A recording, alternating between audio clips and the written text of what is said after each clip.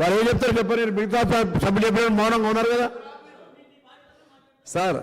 ఒకటి తెలుసు కదా నేను చెప్పే అధ్యక్ష, నేనేమన్నానంటే అప్పుడు కూడా చాలా వాగ్దానాలు చేశారు. సరే పోనీ, అదేంటంటే పబ్లిక్ మీటింగ్స్ చెప్పి ఉండొచ్చు, మ్యానుఫ్యాక్చర్ లేకపోవచ్చు.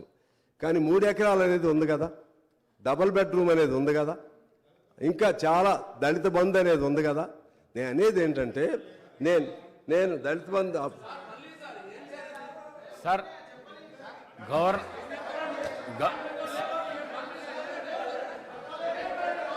ప్రశాంత్ రెడ్డి గారు please please please please please sir నన్ను కంటిన్యూ చేయండి సార్. అసహనం ఎందుకు అధ్యక్ష? మైక్ మీద ఎందుకు పోవు? మైక్ మీద ఎందుకు అంత అసహనం ఎందుకు? అసహనం ఎందుకు అంటే ఒకరే రోజులు సభ కన్క్లూడ్ చేయండి అధ్యక్ష. మైక్ మీద ఎందుకు అసహనం ఉందా?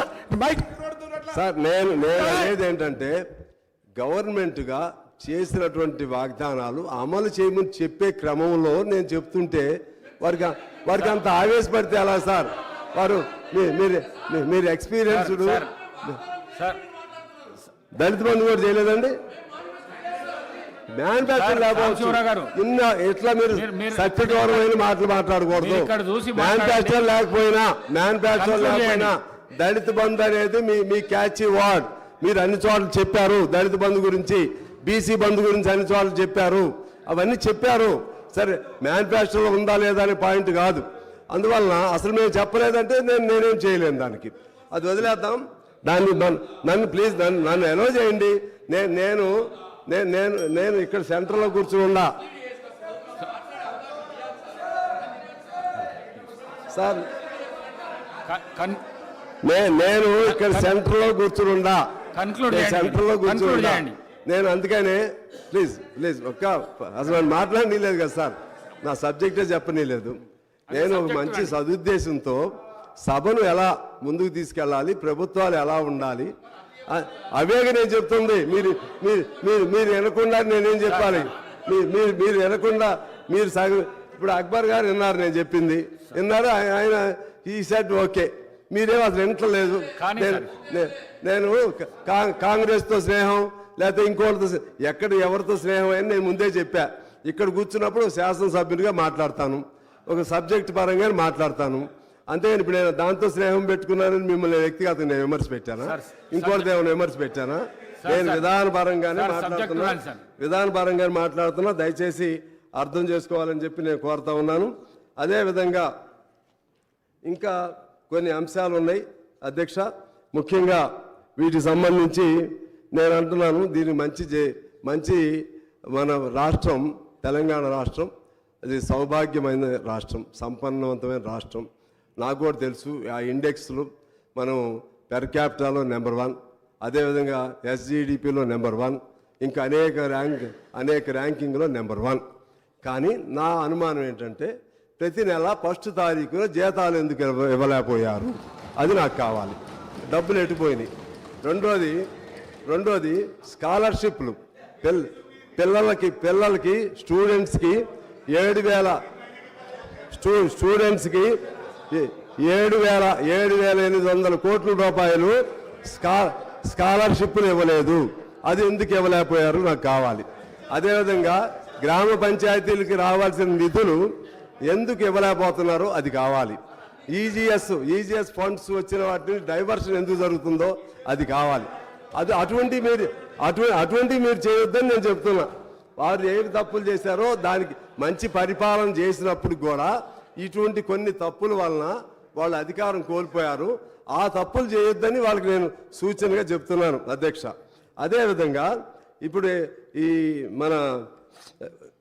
ఈ పవర్ ప్రాజెక్ట్ సంబంధించి సరే 85,000 కోట్లు దానికి ఏదో అరౌండ్ 85 or 81 జరిగింది. నేను అదే పద్ధతిలో చెప్తున్నా. సింగరేణి ఉంది, సింగరేణి నేను మా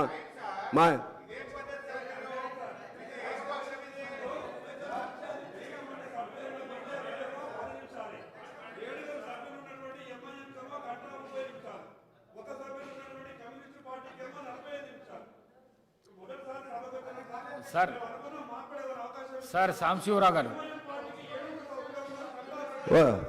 సార్ ఎందుకు సార్ నేను ఒక్కనే కదా, నా మీద ఎందుకు మీకు అంత కోపం? ఎందుకు నా మీద ఎందుకు అంత కోపం? మాట్లాడి సార్, కన్క్లూడ్ చేయండి, ఓకే. కన్క్లూడ్ చేయండి. నన్ను అది మాట్లాడలేదు మా మిత్రులు, మా మాజీ మిత్రులు, ప్రస్తుత మిత్రులు, భవిష్యత్ మిత్రులు నన్ను అసలు మాట్లాడినీరు. ఓకే సరే, బ్రీఫ్గా just I will conclude with in short time. సరే, ఒకటి సింగరేణికి సంబంధించి దాదాపు 40-50 వేల కోట్లు డైవర్ట్ అయింది. సింగరేణి ఫండ్స్ని ఎక్కడెక్కడో తీసుకెళ్ళి పెడుతున్నారు. దాన్ని మీ దృష్టికి తీసుకుని వస్తున్నాను. అదే పద్ధతుల్లో ఇప్పుడు మిమ్మల్ని కోరేది ఏంటంటే, ఈ అవుట్ సోర్సింగ్ అలాగే కాంట్రాక్ట్ కార్మికుల వ్యవస్థ లేకుండా చేస్తామని చెప్పారు. దయచేసి కొత్త గవర్నమెంట్ దానిపైన ఆలోచన చేసి అటువంటి ఆ వ్యవస్థని రద్దు చేయటానికి నాకు తెలిసి మన సిఎండి గారితో గౌరవ ఉప ముఖ్యమంత్రి గారు ఆయన సిఎండి గారు సింగరేణితో మాట్లాడితే వేతనాలు పెరుగుతున్నాయి కాబట్టి మేము అవుట్ సోర్సింగ్ పెడుతున్నామని చెప్పారని నాకు తెలిసింది.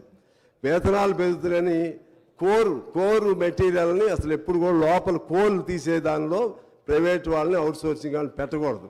ఇవాళ కేవలం లాభాల కోసం సింగరేణిని ఆ విధంగా ఒకనాడు 1,30,000 మంది, తెలంగాణ వచ్చినప్పుడు 60,000 మంది, ఇవాళ 30,000 మంది దిగిపోయారు. మన ఆంధ్రప్రదేశ్లో లేకపోతే ప్రస్తుత తెలంగాణలో లేకపోతే మొత్తం సదరన్ స్టేట్స్లోనే ఒక మొదటి ప్రాజెక్టు ఏదైనా ఉంటే సింగరేణి. దాన్ని పరిరక్షించుకోవడానికి ఈ కొత్త ప్రభుత్వం ప్రాధాన్యత ఇవ్వాలని చెప్పి నేను కోరుతా ఉన్నాను.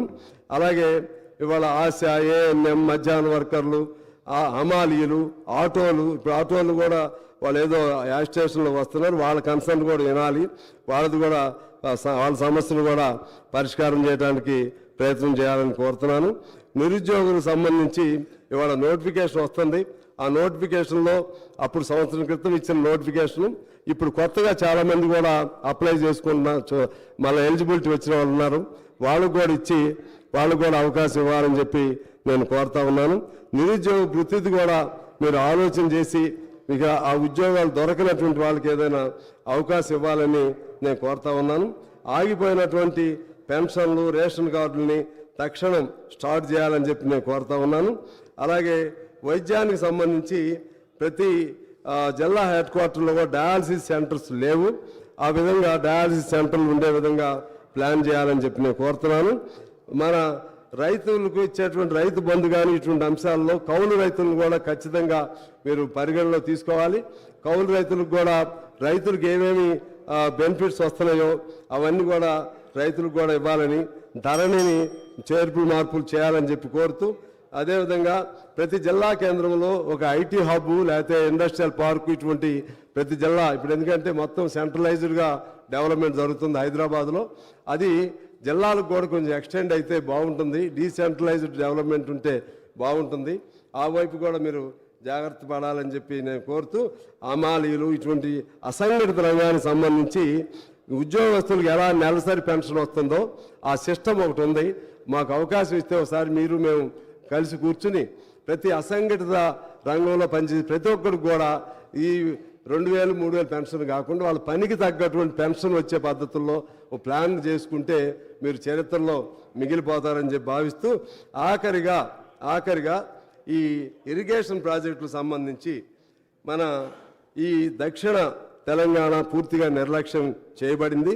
అందులో భాగంగా మా ఖమ్మం జిల్లాకు సంబంధించి సీతారాం ప్రాజెక్టు దానికి 2005లో అప్పుడు రాజశేఖర రెడ్డి గారు శంకుస్థాపన చేశారు. ఇప్పుడు 2003లోకి వచ్చాం, 18 ఏళ్ళు అయింది. ఇప్పుడు అది పూర్తి అయ్యేట్టు కనపట్లేదు. మొన్న జరిగినటువంటి ఒక అధికారులతో కూడినటువంటి సమీక్ష సమావేశంలో మంత్రి గారు, మన ఉత్తమ్ కుమార్ రెడ్డి గారు, భట్టి గారు, శ్రీనివాసరెడ్డి గారు, రాజగోపాల్ రెడ్డి గారు, కోమటిరెడ్డి వెంకటరెడ్డి గారు అందరూ ఉన్నారు, నేను కూడా వెళ్ళాను. దానిలో వారు చెప్పింది ఏంటంటే ఇంకా 24 నెలల నుంచి 30 నెలలు పడుతుందని చెప్తున్నారు ఒక్కో ప్రాజెక్టుకి. అంటే ఇంకా 5 ఏళ్ళు అయినా కూడా అది పూర్తి కాదు. అందువలన ఆ విధంగా ఆగిపోయినటువంటి ప్రాజెక్టులు ఏమేమి ఉన్నాయో ఫేజ్డ్ మేనర్గా దాన్ని పూర్తి చేసుకుంటూ వాటర్ ఇస్తే కొంత అయినా ఉపయోగం జరుగుతుంది.